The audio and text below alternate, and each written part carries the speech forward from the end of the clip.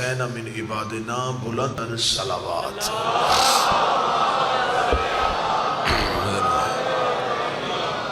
دعائے مالکان عزت بارگاہ عزت میں آئے ہوئے ہر صاحب عزت کی عزت کو محفوظ فرمائے۔ شہزادی کونین اس باعزت دہلیز سے کسی کو خالی نہ بھیجے۔ بی بی ہماری عزاداری کو اپنی بارگاہ میں قبول فرمائے۔ مالکن اس عقیدت کو خوشنودی میں شمار فرمائے۔ میرا مالک بانیان کے حاضرین کے رزق معرفت میں اور رزق ولایت میں اضافہ فرمائے۔ جو بیمار چل کے آئے ہیں صحت عطا فرمائے۔ بے اولاد کو اولاد عطا فرمائے۔ آقا کے ظہور میں تاجیل فرمائے۔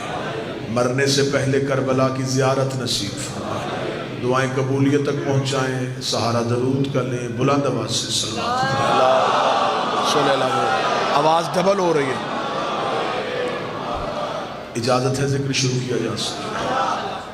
کل کی پہلی مجلس اور پہلی گفتگو میں میں نے آپ کے سامنے تمہیدی گفتگو میں یہ گوش گزار کیا کہ اللہ جب انسان تک پہنچتا ہے تو وہ خدا وجود کے ذریعے نہیں آتا، حجت کے ذریعے آتا، کیونکہ وہ اللہ اگر وجود میں آ جائے تو وہ اللہ رہتا ہے۔ اس اللہ کو ہدایت پہنچانے کے لیے ہم تک بہر صورت پہنچنا تو ہے۔ اس نے حجت مخلوق اور خالق کے درمیان وسیلہ بنا دیا۔ اب حجت کا کردار مذہب میں یہ ہے کہ حجت اپنے کردار سے بتائے کہ اللہ کہنا کیا چاہتا ہے۔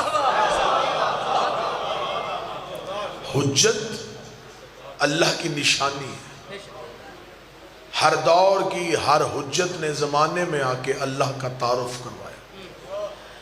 خدا نے ہر حجت کے ساتھ ایک قوت کو بھی رکھا۔ اگر ایک حجت ہے تو اس کے ساتھ ایک قوت ہے۔ حضرت موسیٰ حجت تھے، ہارون قوت تھے۔ بسم اللہ۔ ابراہیم حجت تھے، اسماعیل قوت تھے۔ جناب موسیٰ حجت ہیں، ہارون قوت ہے۔ یعقوب حجت ہیں، یوسف قوت ہے۔ ہر نبی حجت ہے اور ساتھ ایک قوت ہے۔ مصطفیٰ حجت ہے، مرتضیٰ ان کی قوت۔ مجھے آج کی مجلس کہاں لے کے جانی ہے یہ اب اگلے جملے پہ آپ کو اندازہ ہوگا۔ حسین حجت ہے، عباس قوت۔ بادشاہ حسین عزت ہے۔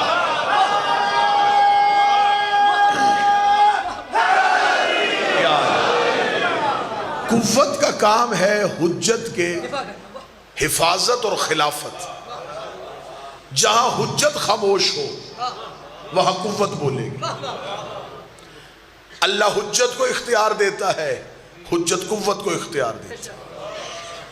میں آج کی پوری مجلس آپ کو سرکار عباس میں سنانا چاہتا ہوں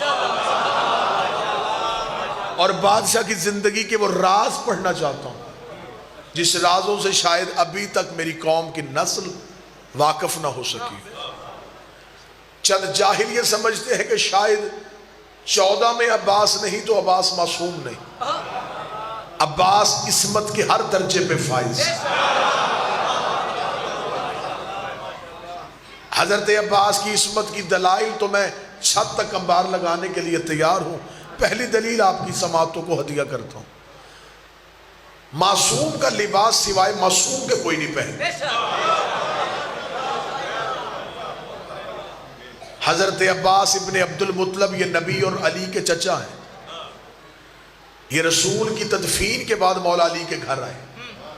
انہوں نے آ کے کہا اے علی، آپ کے گھر میں جو نبی کے تبرکات پڑے ہیں وہ آپ مجھے دیں، کیونکہ میں خاندان کا بزرگ ہوں اور بزرگ کے ہوتے ہوئے، بیٹا یہ فون نیچے کرو، بزرگ کے ہوتے ہوئے یہ آپ تبرکات اپنے گھر میں کیوں رکھے ہوئے ہیں؟ رسالت میں آپ کا امامہ، دستار، انگشتری، نالین یہ مجھے دے دیجئے۔ امیر المومنین نے فرمایا چچا عباس بیٹھیے، میں تبرکات لے کے آتا ہوں۔ علی حجرے میں گئے، تبرکات لے کے رسول کا امامہ اٹھا کے جناب عباس ابن عبد المطلب کے سر پہ رکھا، دستار نبی دوش پہ ڈالی، انگشتری ہاتھ میں دی، فرمایا چچا عباس اٹھیے.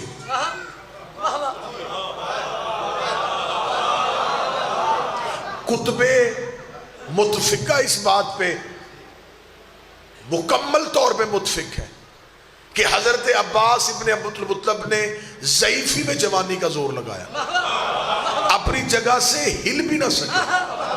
دے کے کہہ دے علی کیا وزن رکھ دیا تو نے میرے اوپر، مجھ سے تو یہ نہیں اٹھایا جا رہا. امیر نے مسکرا کے فرمایا حسن باہر آ. بچپن کا شہزادہ باہر آیا. امیر المومنین نے وہی امامہ حسن کے سر پہ رکھا، وہی ابا حسن کو پہنائی، وہی دستار حسن کے دوش پہ دی، وہی انگشتری حسن کو پہنائی. حسن نے چلنا شروع کیا. علی کی آواز آئی حسین تو بھی باہر آ. بچپن کا حسین باہر آیا، وہی امامہ حسین کے سر پہ رکھا، وہی ابا حسین کو پہنائی، وہی انگشتری حسین کو پہنائی. حسین نے چلنا شروع کیا. علی نے وہی امامہ اپنے سر پہ رکھا، وہی ابا خود پہنی، وہی دستار خود لی. جب علی نے چلنا شروع کیا جناب عباس ابن عبدالمطلب اپنی جگہ سے اٹھے، علی کے گھر کے بیرونی دروازے میں پہنچے. چچا عباس یہ تبرکات تو لیتے جائیے، لیکن میں اس بات پہ حیران نہیں ہو رہا یہ وزن میں نے نہیں اٹھایا اور تیرے بچوں نے کیسے اٹھا لیا. آخر یہ فاتح خیبر کے بیٹے ہیں، یہ قوت پروردگار کے بیٹے ہیں. لیکن حیران میں اس بات پہ جا رہا ہوں جیسے ابا تجھے پوری آئی ویسے ہی حسن کو پوری آئی، ویسے ہی حسین کو پوری آئی. مولا علی نے فرمایا چچا عباس یاد رکھنا یہ نبوت کا بوجھ ہے، سوائے امامت کے کوئی اٹھا ہی نہیں سکتا.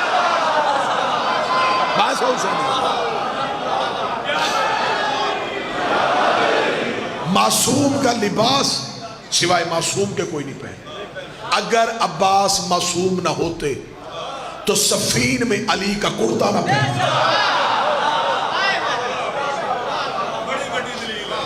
صفین میں امیر المومنین کا کرتا پہنا. بعض بندے منبر پہ پڑھ دیتے ہیں زرہ پہنائی تھی علی کے کسی بھی بیٹے نے کبھی میدان میں زرہ نہیں پہنا. زرہ وہ پہنتا ہے جسے سامنے والے کے وار کا ڈر ہو. ان کے سامنے کوئی ٹکتا تو کرتا. ہاں ایک سنی کتاب سے مجھے یہ حوالہ نظر آیا تھا، لیکن اس میں بھی ایک فضائل کی جملہ مزید لکھا ہوا تھا کہ جناب مالک اشتر نے کہا تھا صفین میں جب جناب عباس جا رہے تھے تو مالک اشتر نے کہا شہزادے پہلی جنگ ہے، بغیر زرہ کے نہ کیجئے گا، سامنے بہت بڑے تیر انداز. یہ کہہ کے مالک اشتر دوڑے اور خیمے سے ایک زرہ لوہے کی لے گئے، لا کے جناب عباس کے جسم پہ رکھی، رکھ کے کہا شہزادے زرہ بڑی ہے. جناب عباس مسکرا کے فرماتے چچا مالک اشتر کی آپ سمجھتے ہیں کہ مجھے زرہ کی ضرورت ہے؟ جملہ سنیے گا آگے. فرمایا سمجھتا تو میں ہوں کہ آپ علی کے بیٹے ہیں، لیکن پھر بھی میدان میں حفاظتی انتظامات تو مکمل ہونے چاہیے. فرمایا اچھا پھر مجھے بتائیے یہ زرہ کتنی بڑی ہے؟ جناب مالک اشتر نے کہا ایک بلشت ایک ہاتھ بڑی ہے. جہاں سے جناب مالک اشتر نے ہاتھ رکھا تھا عباس نے وہیں سے کاٹی. لوہے کی زرہ کا کٹنا تھا. مالک اشتر نے کہا اے علی کا بیٹا یہ داؤد نبی کا معجزہ تھا، وہ لوہے کو موم کرتا تھا. عباس مسکرا کہتے ہیں وہ ہمارا نام لے کے کرتا تھا، ہم خود کر رہے ہیں. نحنو اسماء الہیہ، ہم ہیں وہ اللہ کا اسم.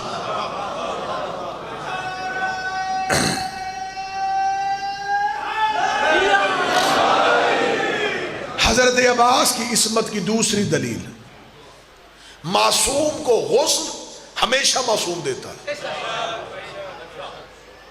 کیونکہ معصوم کے جسم میں کچھ ایسے راز ہوتے ہیں جسے سوائے معصوم کے کوئی دیکھ نہیں سکتا.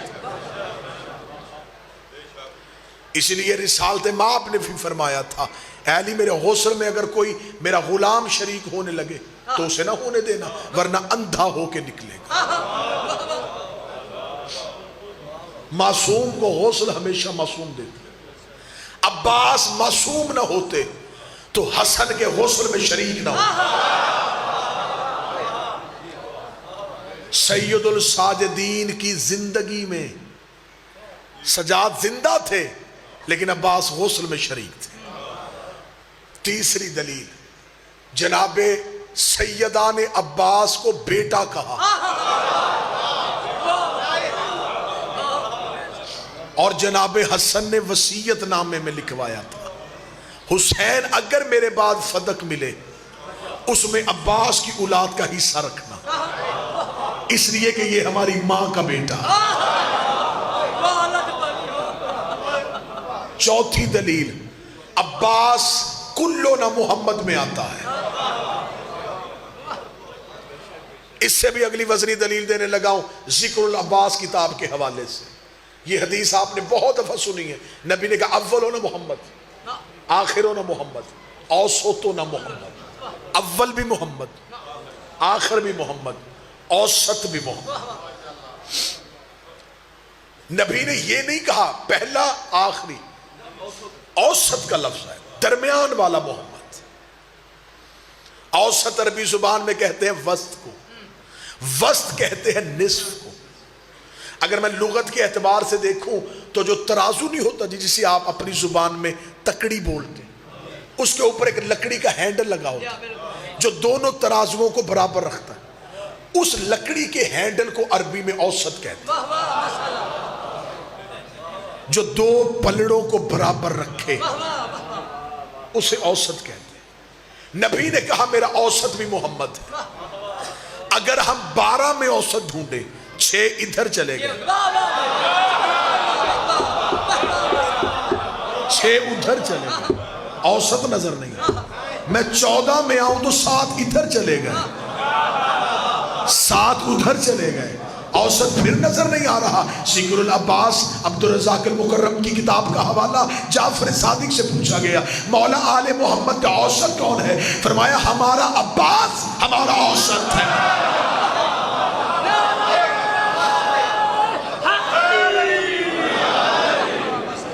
ہمارے عباس کو ہمارا اوسط۔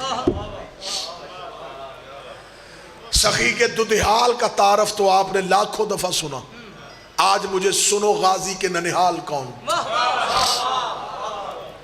جناب عباس کی والدہ گرامی، میں کیا فضیلت بیان کروں اس شہزادی کی۔ ایک سطر پڑھوں گا، گجرات میں جملے کی قدر ہوئی تو بات آگے بڑھاؤں گا۔ ام البنین اس آسمان وفا کو کہتے ہیں جس کے چاند کا نام عباس۔ واہ غازی عباس، شکریہ شدید، بادشاہ حسین عزت عطا فرما۔ وہ آسمان وفا ہے ام البنین جس کے چاند کا نام عباس۔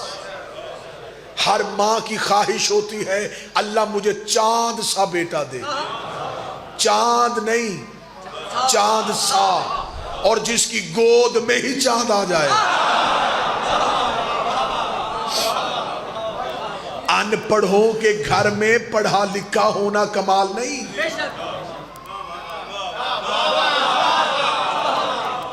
جہاں سارے پی ایچ ڈی ہوں وہاں اپنا منوانا کمال۔ عباس اندھوں کے گھر کا چاند نہیں تھا، عباس اس گھر کا چاند ہے جہاں نبوت کا سورج تھا، جہاں امامت کا چاند تھا، جہاں حسن کا چاند تھا، جہاں کریمی کا چاند تھا۔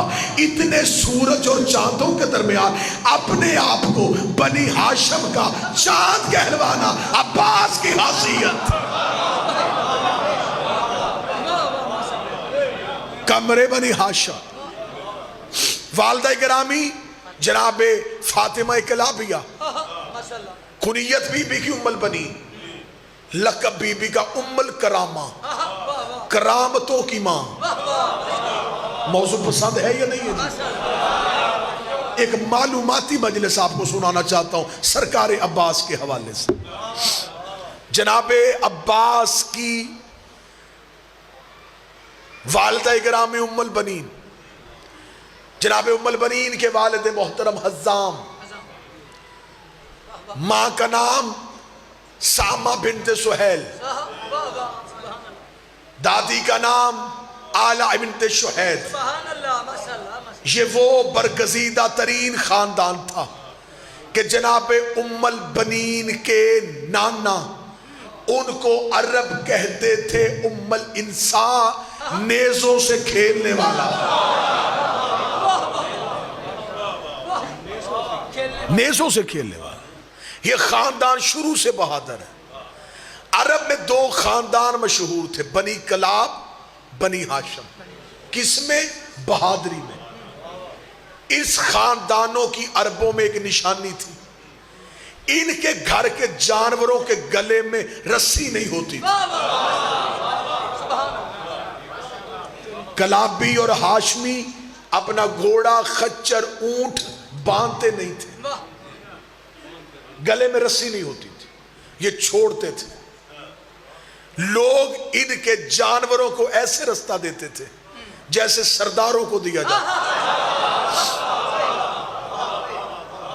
کلابیہ خاندان کی دوسری نشانی، ان کے جو مرد کاروبار کرتے تھے وہ دکانیں کھلی چھوڑ کے چلے جاتے تھے۔ گاہک سودا لینے کے لیے آتا، چیز اٹھاتا، قیمت رکھ کے چلا جاتا۔ عرب میں ان کا روب تھا، یہ مشہور تھے اپنی بہادری کی وجہ سے۔ اب جو آپ کو کتابوں نے بتایا میں پہلے وہ سناؤں گا، پھر جو اس میں راز ہے وہ سناؤں گا، کہ مولا علی نے جناب عقیل سے کہا کہ مجھے بہادر خاندان چاہیے۔ لفظ ایک ایک دل پہ لکھیے گا۔ بعض بندے ممبر پہ بیٹھے، میں خود سن رہا ہوتا ہوں، وہ کہتے ہیں کہ جناب علی نے کہا مجھے بہادر خاتون چاہیے۔ نہیں، خاتون کا لفظ علی نے استعمال کیا۔ مولا علی کا خود فرمان ہے، مرد کی خوبی عورت کا عیب ہوتی ہے، عورت کی خوبی مرد کا عیب ہوتی ہے۔ علی فرماتے مرد بہادر اچھا ہوتا ہے، عورت بزدل اچھی ہوتی ہے۔ گھر کے مرد بہادر نہ ہو تو عورتیں خود لڑنے کے لیے نکل آتی ہیں۔ تو بیٹھا بھی ہے یا چلے گئے؟ بادشاہ حسین عزت آتا ہے۔ مرد سخی اچھا ہوتا ہے، عورت کنجوس اچھی ہوتی ہے۔ یہ کسی حکیم کا قول نہیں، یہ علی کا فرمان۔ امیر المومنین نے یہ نہیں کہا کہ عقیل مجھے بہادر عورت چاہیے، مجھے ایک بہادر خاندان چاہیے۔ اب یہاں پہ جب ہم نے پوچھا کہ آخر مولا علی نے جناب عقیل سے کیوں کہا، اب یہ جو بالکل یہی سطر آج تک سنائی گئی، میں اس سے آگے جانے لگا، سنی سنائی پہ نہیں رکنا، اس سے آگے چلتے۔ سنایا یہ گیا کہ جناب عقیل علم الانساب رکھتے تھے، وہ نسبوں کے علم سے واقف تھے، وہ عربوں کے قبیلے جانتے تھے، انہیں پتہ چل جاتا تھا کون کس کا بیٹا ہے، دادا کون تھا، پردادا کون تھا۔ وہ شجروں کا علوم رکھتے تھے، وہ پیچھے تک گہرائی رکھتے تھے۔ اس لیے مولا علی نے جناب عقیل سے کہا، میں جناب عقیل کی صفت کا انکار نہیں کروں گا، میں مانتا ہوں کہ ہاشمیوں کے گھر میں یہ علوم موجود تھے، یقیناً جناب عقیل علم الانساب سے واقف ہوں گے، لیکن سوچو تو صحیح کہ کہہ کون رہا ہے؟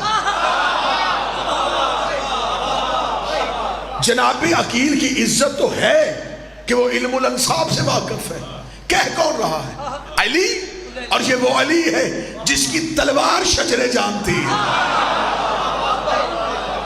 اگر نہیں تو میں کتابوں میں دکھانے کے لیے تیار ہوں کہ ایک دن مال کے اشتر نے کہا تھا، یا علی یہ آپ کی تلوار گردنیں چھوڑ کے کیوں چلتی ہے؟ فرمایا گردنیں چھوڑ کے نہیں چلتی، شجریں دیکھ کے چلتی۔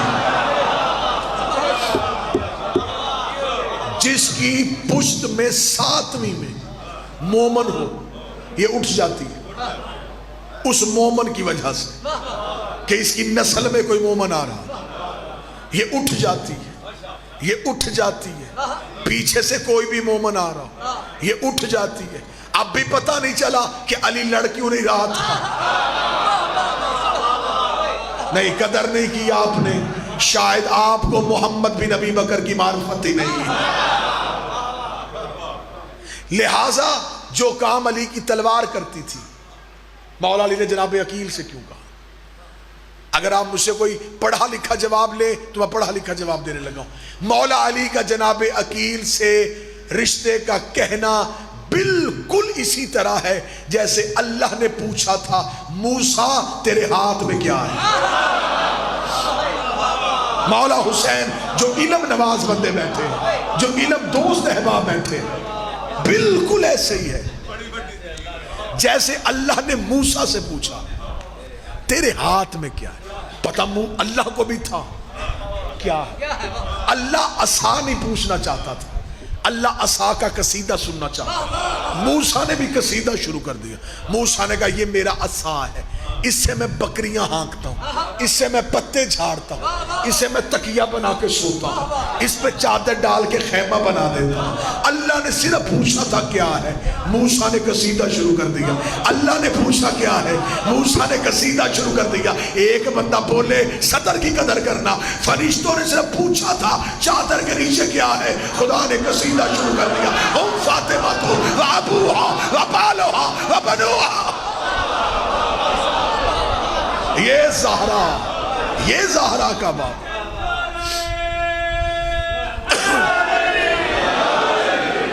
یہ زہرا کا باپ, یہ زہرا کا شوہر, یہ زہرا کے بیٹے. اب اردو ادب میں جملہ کہنے لگا ہوں. خدا نے یہ نہیں پوچھا کیا ہے, خدا نے یہ پوچھا کیا کیا ہے. خدا نے نام نہیں پوچھا تھا, وصف پوچھے تھے. موسیٰ نے بتا دیے. بالکل ایسے ہی مولا علی نے کہا بہادر خاندان چاہیے. اب صرف یہ نہیں سننا چاہتے تھے کہ صرف عقیل کہتے ہاں ایک خاندان ہے کلابی, چپ ہو جاتے. نہیں, علی چاہتے تھے اب عقیل بولے, مؤرخ عباس کا نان کا لکھے, کس خاندان کا چشم و چراغ ہے میرا بیٹا. اللہ نے فرمایا عقیل وہ کون ہے. جناب عقیل نے آنکھیں بند کر کے کہا واللہ میں ایسے خاندان کو جانتا ہوں جن کی عورتیں طیبہ بھی ہیں, طاہرہ بھی ہیں. وقت کی تنابیں مجھے مجبور کر رہی ہیں, ورنہ اشرا پڑھوں میں حضرت عباس پہ. مجھے بول کے بتاؤ کتنی طیبہ ہوگی وہ بی بی, کتنی طیبہ ہوگی جس کی ماں نے اس کا نام ہی فاطمہ رکھا. فاطمہ نام بتا رہا ہے کہ بی بی اسم با مسمہ ہے. میں ایسے خاندان کو جانتا ہوں جن کی عورتیں طیبہ بھی ہیں, طاہرہ بھی ہیں. اے علی وہ ایسا خاندان ہے کہ ان کے مردوں سے عرب ڈرتے ہیں, ان کی بچوں کی آنکھوں میں جلال ہوتا ہے, ان کے بچے ماؤں کی گود میں نیزوں سے کھیلتے ہیں. اب یہ قصیدہ پڑھ رہا ہے جناب عقیل, جناب ام البنین کے خاندان کا. لمبا قصیدہ پڑھا, بہت پیارے پیارے اشعار ہیں جو جناب عقیل نے پڑھے. مجھے یہیں پہ نہیں رکنا, بات آگے لے کے چلیں. اللہ نے فرمایا عقیل جائیے اس گھر سے رشتہ پوچھئے. اب جناب عقیل گئے حزام کے ہاں, اور عرب دستور کے مطابق 3 دن مہمان رہے. ہاں یہ عربوں میں دستور تھا بڑے خاندانوں کا, شرفا کا دستور تھا, شرفا کا یہ دستور تھا. یہ مہمان آتے ہی 1 دن میں واپس چلا جاتا, اسے توہین سمجھتے تھے. آج تو ہمیں انتظار ہوتا ہے نا کہ جلدی جلدی کیا نوش فرمائیں گے, تو آپ کتنے بجے تک نکل جائیں گے. شرفا کا دستور تھا کہ مہمان کم از کم 3 دن گھر رکھو تاکہ اسے ہمارے خسائل کا پتہ چل سکے. کسی کے گھر جاؤ تو پتہ چل جاتا ہے کہ خصلتیں اور عادات کیا ہیں. چاہتے تھے حزام کے عقیل 3 دن رکے. عرب دستور کے عین مطابق تقاضۂ شرافت کو مد نظر رکھتے ہوئے جناب عقیل 3 دن, متوجہ ہیں موضوع پہ کہ نہیں, 3 دن تک مہمان رہے. تیسرے دن جناب حزام اب آئے. اب جو جناب حزام نے جملہ کہا, میرے اندر جملہ پڑھنے سے پہلے ٹھنڈک آ رہی. جناب حزام جناب عقیل کے پاس آ کے بیٹھے, آ کے کہتے اے رئیس مکہ,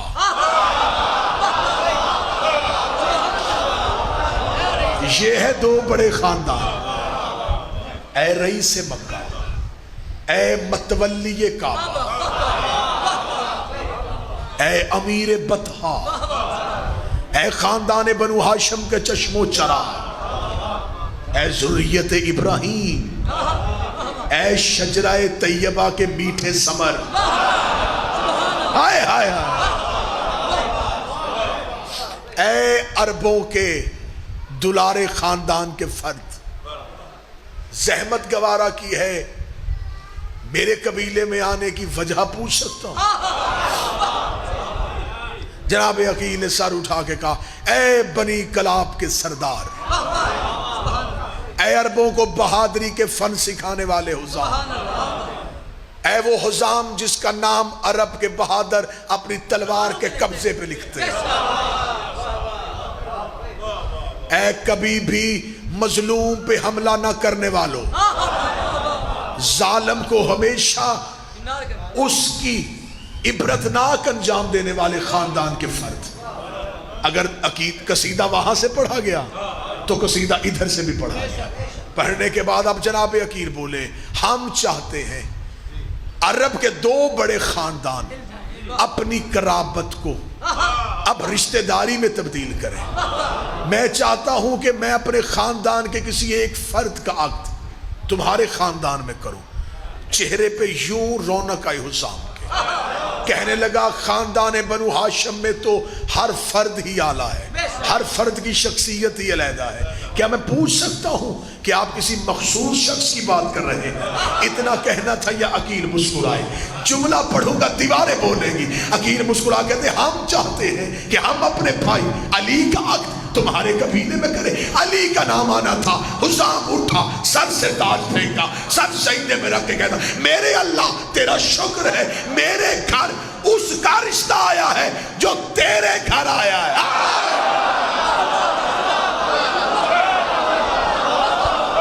میرے اللہ تیرا شکر ہے، میرے گھر اس کا رشتہ آ گیا۔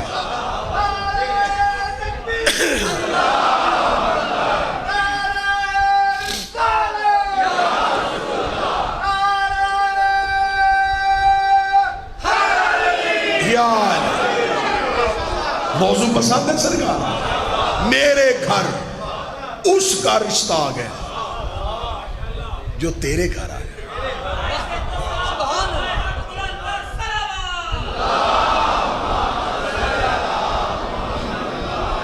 اے عقیل خوش قسمتی کی انتہا، میری بیٹی اس گھر میں بہو بنے گی جہاں محمد کی بیٹی ہے۔ اگلی سطر پڑھوں تو سید مجھے دعا دینا۔ جناب حزام بولے با خدا میں اپنی قسمت پہ رش کر رہا ہوں، میرے گھر کی بیٹی اس دہلیز کا سجدہ کرنے جا رہی ہے جہاں تارے سجدے کرتے ہیں۔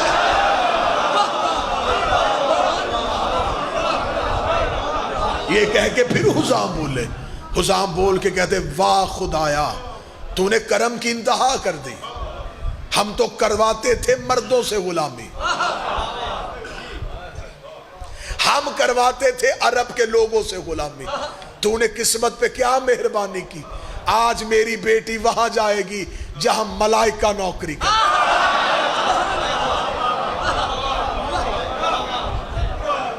آنکھوں میں خوشی کے آنسو، دونوں ہاتھ ماتھے پہ رکھے گا شکریہ عقیل تم نے اس خاندان کو اس قابل سمجھا کہ ہم وہی والے خاندان کے ساتھ رشتہ داری میں منسلک ہو جائیں، لیکن دستور عرب اس بات پہ حائل ہے، شرافت کا تقاضا مجھے مجبور کر رہا ہے، مجھے بیٹی سے پوچھ، یہ ہے شریف خاندانوں کی رشتہ، یہاں گھر جا کے رشتے نہیں دیے جاتے،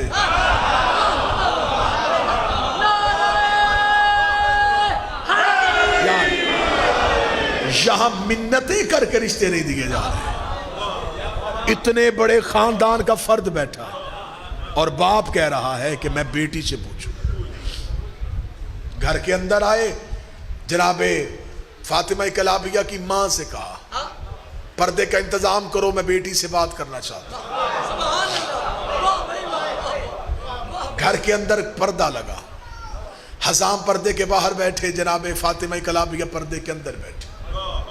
جناب حزام نے آگے کھڑا کیا ام البنین کی ماں کو، کھڑا کر کے کہا پوچھئے بیٹی سے کہ ہمارے مہمان خانے میں عرب کا بہت بڑے خاندان کا فرد عقیل اپنے بھائی علی ابن ابی طالب کا رشتہ لے کے آیا ہے، آپ اس رشتے کے بارے میں کیا کہتی ہیں؟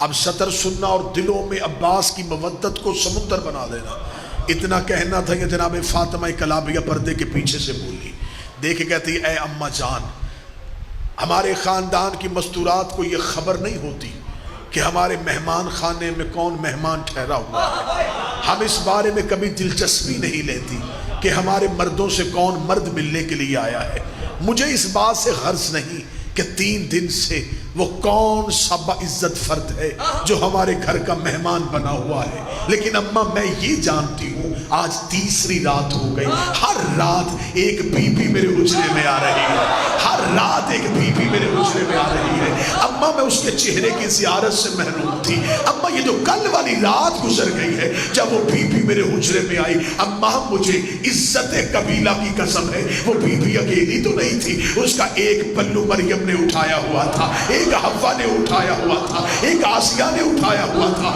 ایک سارہ نے اٹھایا ہوا تھا، وہ بی بی میرے قریب آئی، اس نے اپنے ہاتھ سے ایک چاند نکال کے میری گود میں رکھا اور رکھ کے کہا مبارک ہو تو میرے بیٹے کی ماں بن رہی ہے، تو میرے بیٹے تو میرے بیٹے کی ماں بن رہی ہے، مبارک ہو تو میرے بیٹے کی ماں بن رہی ہے۔ جناب ام البنین کہتی ہیں، اور جناب ام البنین کی والدہ نے بھی خواب دیکھا تھا، میں جناب ام البنین کی والدہ کا خواب سناؤں گا، پھر ام البنین کا خواب، پھر حقیقت عباس اور آپ کو سلام۔ جناب ام البنین کی والدہ گرامی کہتی ہیں کہ میں نے خواب دیکھا تھا، ابھی ام البنین دنیا میں نہیں آئی تھی، بیوی کہتی میں نے خواب دیکھا ہے کہ آسمان سے بارش کے قطرے گرے اور میرے ہاتھ پہ آ کے جم گئے اور ایک ہیرے کی صورت اختیار کی، بی بی کہتی میں نے خواب میں مٹھی کو بند کر لیا، صبح کو خاندان کے سب سے بڑے بزرگ کے پاس گئے، جا کے پوچھا خواب کی تعبیر بتائیے، بزرگ نے ماتھا چوم کے کہا اللہ تجھے ایک بیٹی دے گا جو بہت باعزت اور بانصیب ہو، مٹھی بند کرنا اس بات کی تعبیر ہے اس کی حفاظت کرنا۔ جناب فاطمہ کلابیہ دنیا میں آ گئی، اس بی بی کی جو کنیت ہے نا ام البنین کا ترجمہ ہے بیٹوں کی ماں، یہ شادی سے پہلے بھی ام البنین تھی، یہ بات میں نے منبر سے بڑی ذمہ داری کے ساتھ کہی ہے، بی بی کی کنیت شادی کے بعد بیٹوں کے ہونے کے بعد ام البنین نہیں ہوئی، بی بی کو شادی سے پہلے قبیلے کی عورتیں ام البنین کہتی تھی۔ آپ مجھ پہ سوال کرے کیوں؟ جیسے ماں کو خواب آیا تھا ویسے ہی بی بی کو خواب آیا، بی بی کہتی اماں میں نے خواب دیکھا ہے، میں اپنے گھر کے صحن میں بیٹھا ہوں، آسمان سے 3 تارے اور ایک چاند ٹوٹا، وہ چاند میری گود میں آ گیا، تاروں نے میرا طواف کیا، بی بی نے بیٹی کا ہاتھ پکڑا اسی بزرگ کے پاس چلی گئی جس سے اپنا خواب پوچھا تھا، اب وہ زیادہ ضعیف ہو چکے تھے، جا کے کہا خواب اب میری بیٹی نے دیکھا ہے، اب بتائیں اس کی تعبیر کیا ہے، انہوں نے ماتھا چوم کے کہا اللہ ایک چاند دے گا 3 اور بیٹے دے گا، جو تیری گود میں آیا ہے وہ چمکتا ہوا چاند، قبیلے میں مشہور ہو گیا 4 بیٹوں کی ماں، ام البنین نام مشہور ہو گیا، عقد طے ہوا، نکاح خود علی نے پڑھا، ڈولی آئی سادات کے دروازے پہ، سیدوں کے دروازے پہ بی بی ام البنین کا آنا تھا، شہزادی نے اترتے ہی پاؤں نہیں رکھا، اپنا سر دہلیز سیدہ پہ رکھ کے کہا الحمدللہ رب العالمین، تعریف ہے اس اللہ کی جو عالمین کا رب، اس نے مجھے اس گھر کی کنیزی کے لیے چن لیا۔ پھر اس کے بعد بی بی نے یوں رخسار رکھا، اپنی دائیں آنکھ کو جنت البقیع کی طرف کیا، روکے گا بنت پیغمبر گواہ رہنا، مالکن بن کے نہیں کنیز بن کے آ۔ وقت کے دامن میں وسعت ہوتی، تقاضۂ وقت مجھے مجبور نہ کرتا، میں آپ کو حضرت عباس کا مصلی پہ آنا سناتا۔ یہ ماؤں کی گود میں نہیں، یہ مصلی پہ آتے ہیں۔ علی نے تسبیح دی تھی ام البنین کو پڑھنے کے لیے، جس رات مولا عباس کی دنیا میں 4 شعبان آمد ہے، بی بی کے ہاں ولادت کے کوئی آثار نہیں تھے۔ مولا امیر المومنین نے کہا اے فاطمہ آج آپ حجرہ تطہیر میں رہیں گے، یہ تسبیح پڑھیں گے۔ بی بی کہتی ہے میں نے علی کے حکم کے مطابق حجرے میں مصلی بچھایا، جو جو علی کہتے گئے وہ میں پڑھتی گئی۔ میں تاکیبات میں مصروف تھی، یا دروازے کے باہر سے علی کی آواز آئی، ام البنین جو تسبیح کہی وہ پڑھنی شروع کر۔ بی بی کہتی میں نے کانپتے ہوئے بدن سے تسبیح پڑھنی شروع کر دی۔ بی بی کہتی علی کی آواز ہے ام البنین آنکھیں بند کر لیجئے۔ بی بی کہتی میں نے آنکھیں بند کی۔ بی بی کہتی میں تسبیح پڑھتی جا رہی تھی، میری بند آنکھوں میں ایک نور کا حالت تھا جو مجھے گھیرے ہوئے جا رہا تھا۔ بی بی کہتی چاروں طرف میرے اتنا نور پھیل گیا، مجھے ایسے لگتا تھا جیسے میں نے سورج ہتھیلی میں رکھ لیا۔ بی بی کہتی میرے بدن پہ لرزہ طاری ہوا۔ علی کی آواز ہے ام البنین تسبیح نہ روکنا، سانسوں کو تیز کرتی جا، تسبیح کو اور پڑھتی جا۔ ام البنین کہتی میں تسبیح پڑھتی گئی، میری گود میں عباس کا جسم بنتا گیا۔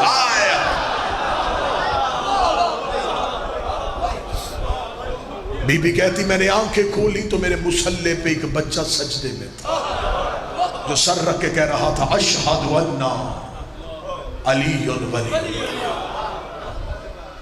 فوراً علی آئے اور بیٹے کو ہاتھوں پہ اٹھایا، سینے سے لگا کے کہا علی کے گھر میں علی کا آنا مبارک۔ سیدوں نے بڑے لاڈ کیے غازی سے، بہنوں نے جی بھر کے اٹھایا عباس۔ میں نے کتابوں سے پڑھا ہے، سینکڑوں کتابیں میں نے نچوڑ نکال کے آپ تک جو باتیں کی ہیں، کئی کتابیں میں نے پڑھی صرف شہزادی ام البنین کی عزت۔ اتنی باوفا تھی غازی کی ماں، کتابیں کہتی ہیں جب بی بی کے گھر آ گئی ہے نا، صحن کے درمیان میں نہیں چلتی تھی، دیواریں پکڑ پکڑ کے چلتی۔ ایک دن علی نے دیکھ کے کہا تھا فاطمہ تو ضعیفہ نہیں ہے، دیواروں کا سہارا کیوں لیتی ہے؟ روکا دی صحن میں کیسے پاؤں رکھوں جہاں محمد کی بیٹی چلتی ہے؟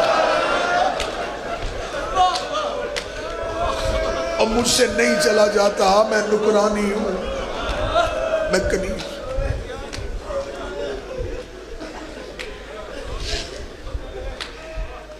زہرا کی بیٹیوں کو آقا زادی سمجھ کے خدمت کرتی، جناب عالیہ ماں سے ملنے کے لیے حجرے میں آتی، جتنی دیر عالیہ کھڑی رہتی، بی بی ام البنین کھڑی رہتی۔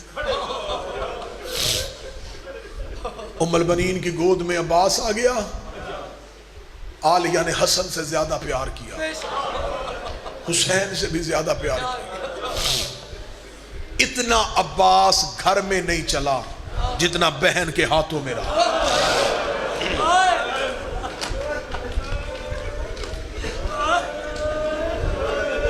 میں صرف بچپن پڑھتا جاؤں نا تو روتا جاؤں، میں نہ جوانی پڑھوں نہ عباس کی کربلا پڑھوں، میں صرف غازی کا مدینہ پڑھوں تیری چیخیں نکلی۔ وقت مقرر تھے بہنوں کے وقت مقرر تھے، ایک دوسرے کے ساتھ وقت بانٹے ہوئے تھے۔ ظہر تک تو اٹھانا، ظہر پڑھ کے غازی مجھے دے دینا، ایک ہاتھوں سے دوسرے ہاتھوں میں آ جاتا، دوسرے سے تیسرے ہاتھوں میں۔ تین راتیں ماں سے غازی کی ملاقات ہی نہیں ہوتی۔ جس بہن کی گود میں ہوتا وہی سو جاتا۔ عباس چلنے کے قابل ہو گیا. ام البنین صحن میں بیٹھی تھی. غازی بیرونی دروازے سے اندر داخل ہو. عباس اپنے حجرے میں جانے لگے. بی بی نے عباس دوڑے. اما السلام. کہاں سے آیا؟ اما بہنوں کے گھر سے.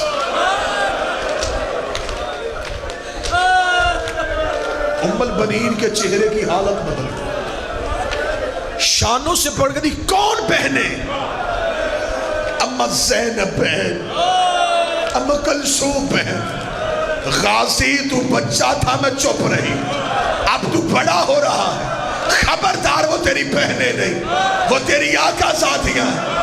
تو کنیز کا بیٹا ہے. وہ بابے کے سامنے کبھی نہیں گئی, وہ بھائیوں کے سامنے کبھی نہیں گئی, وہ قرآن کے علاوہ اٹھاتی کچھ نہیں. سارا دن ان کے گھر رہتا ہے اور تجھے اٹھاتی ہے اور ان کے ہاتھ تھک جاتے ہیں.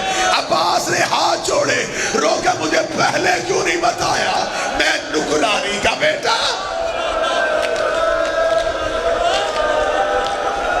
اما وہ میری بہنیں نہیں. نا غازی نہیں ہے وہ تیری بہنیں. بڑی روحانیت مجلس میں, عجیب روحانیت مجلس میں. ناغازی, آواز تھوڑی بہتر کرنا بیٹا.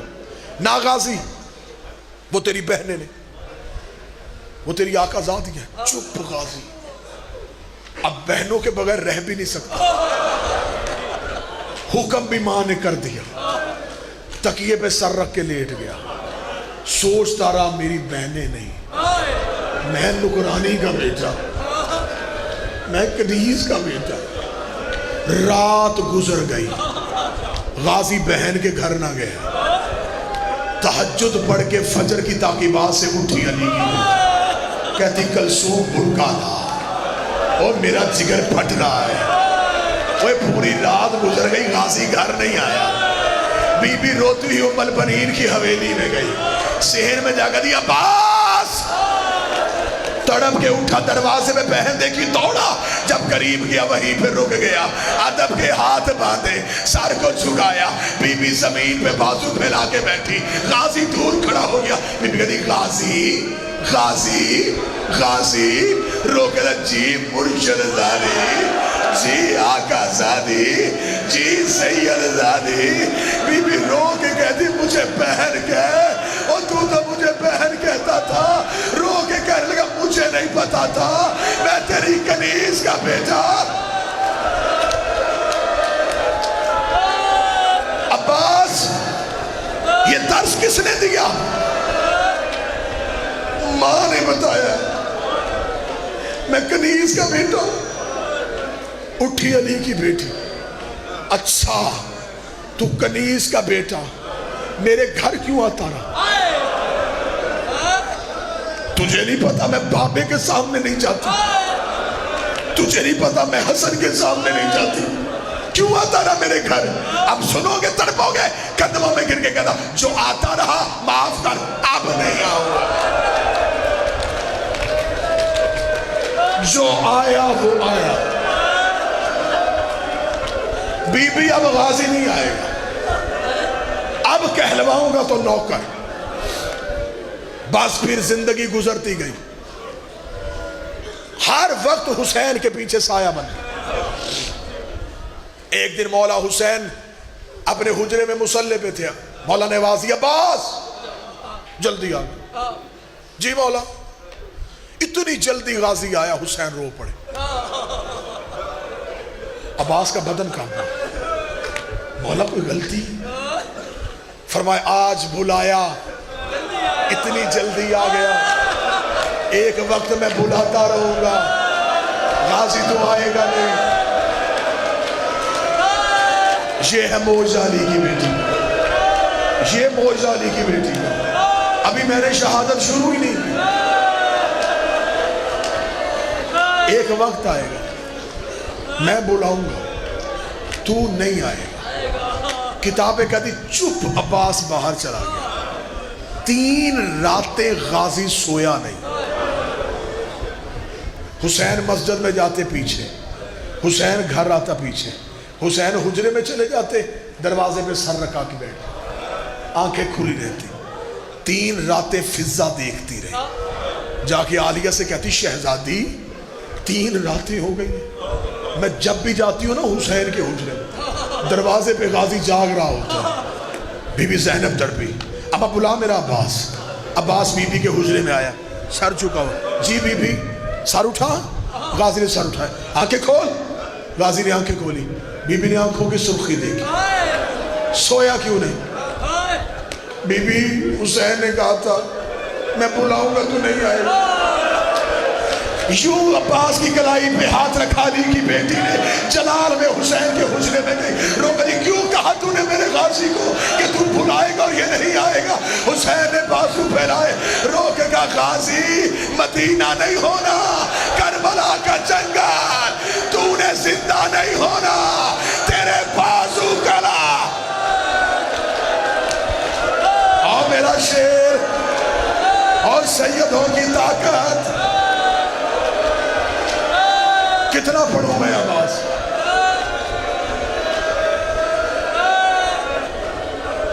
10 محرم 120 مرتبہ حسین بک جاڑا لکھا، 120 مرتبہ عباس حسین سے اجازت مانگنے، ہر لاش اٹھانے سے پہلے غازی قدموں پہ ہاتھ رکھتا، لڑنے دے، مجھے لڑنے کی اجازت۔ حسین کہتے نہیں غازی۔ عباس پھر آتا، مجھے لڑنے کی اجازت نہیں عباس۔ آخری بار آیا تو جملہ بدل دیا، میں جملہ پڑھوں گا تیری چیخ عرش تک جائے گا۔ پہلے کہتا تھا لڑنے کی اجازت، اب آگے تھا مولا مرنے کی اجازت۔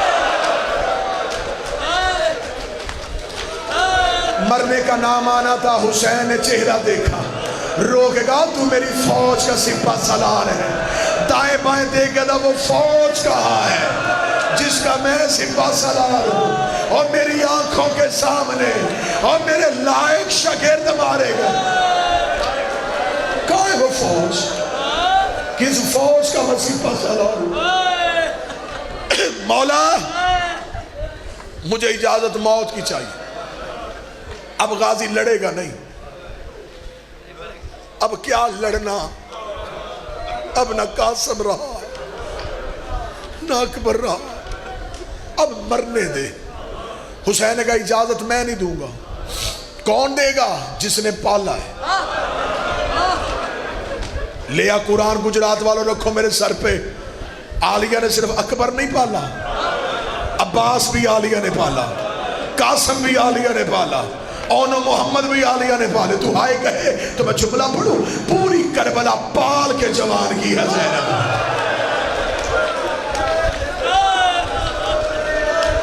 ہاتھوں کے لگے پھول اجڑ گئے،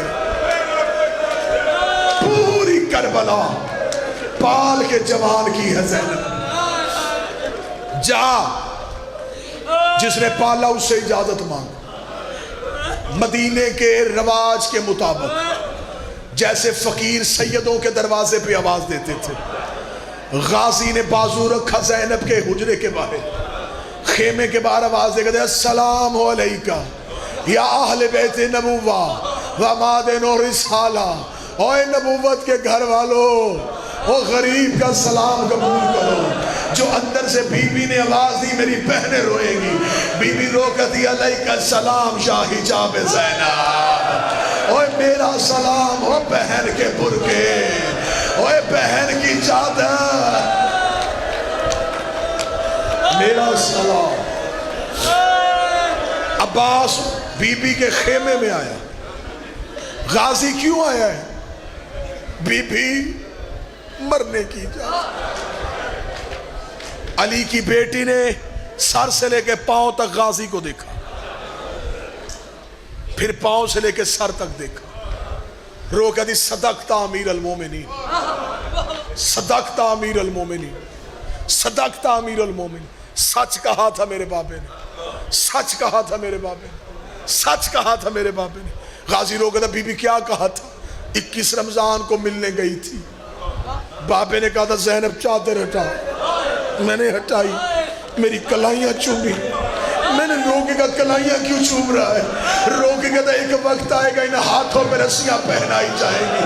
عباس بابا یہ کہہ کے چلا گیا، عباس میں تیری چڑھتی جوانی دیکھتی، عباس میں تیرا قد دیکھتی، عباس میں تیرا چہرہ دیکھتی، میں سوچتی تھی جس کا غازی جیسا بھائی ہو اسے رسیاں کون پہنائے گا؟ اب یقین ہو گیا، اب میں قیدن ہو جاؤں، اب یقین ہو، اب میں قیدن ہو جاؤں۔ عباس جانا چاہتا ہے، ہاں بی بی جانا چاہتا ہوں۔ عباس پھر ایک سوال کا جواب دے جا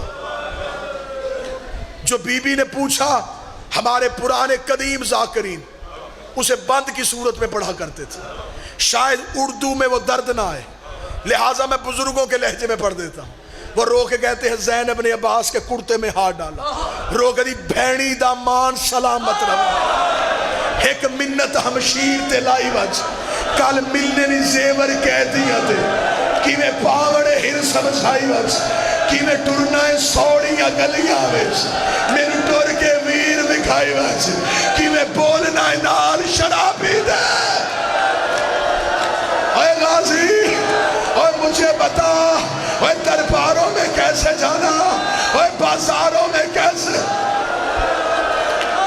بہنی دا مان سلامت رہا، ایک منت ہمشیر تلائی بچ کال ملنے نی زیور کہہ دیا والے وہ ایکی میں پاوڑے ہر سمجھائی بچ۔ غازی اللہ کے حوالے۔